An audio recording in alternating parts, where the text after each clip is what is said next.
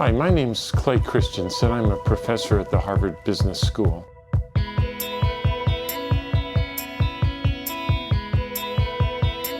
I brought with me a set of puzzles, all related to innovation.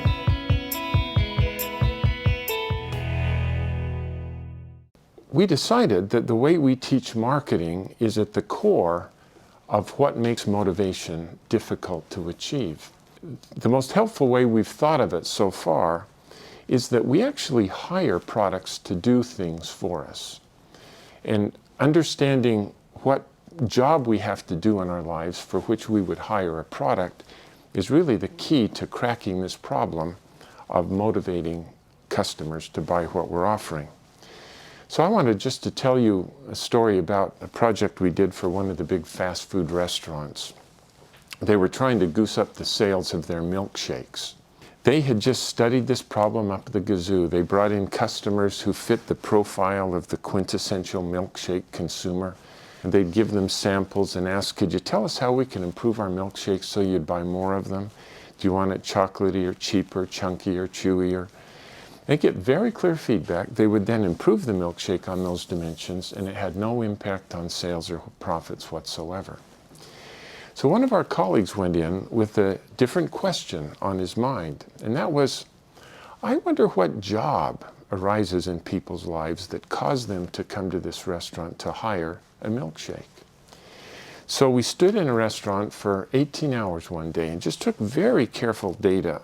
What time did they buy these milkshakes? What were they wearing? Were they alone? Did they buy other food with it? Did they eat it in the restaurant or drive off with it? It turned out that nearly half of the milkshakes were sold before 8 o'clock in the morning. The people who bought them were always alone. It was the only thing they bought, and they all got in the car and drove off with it. So to figure out what job they were trying to hire it to do, we came back the next day and stood outside the restaurant so we could confront these folks as they left, milkshake in hand. And in language that they could understand, we essentially asked, excuse me please, but I got to sort this puzzle out. What job were you trying to do for yourself that caused you to come here and hire that milkshake? And they'd struggle to answer, so we'd then help them by asking other questions like, well, think about the last time you were in the same situation, needing to get the same job done, but you didn't come here to hire a milkshake. What did you hire? And then as we put all of their answers together, it became clear that they all had the same job to do in the morning, and that is they had a long and boring drive to work. And they just needed something to do while they drove to keep the commute interesting. One hand had to be on the wheel, but somebody had given them another hand and there wasn't anything in it. And they just needed something to do while they drove. They weren't hungry yet, but they knew they'd be hungry by 10 o'clock, so they also wanted something that would just pull down there and stay for their morning. Good question. What do I hire when I do this job? You know, I've never framed the question that way before, but last Friday I hired a banana to do the job. Take my word for it, never hire bananas.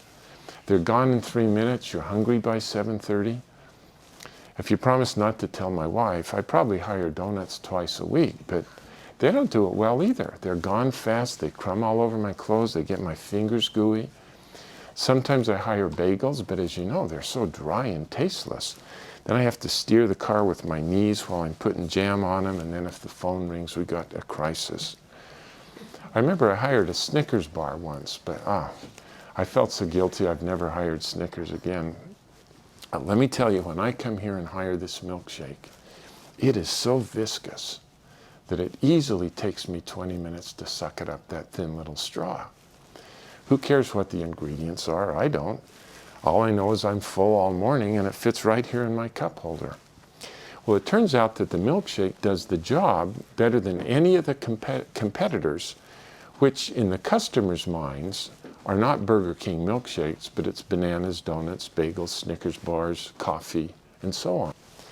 But I hope you can see how, if you understand the job, how to improve the product becomes just obvious.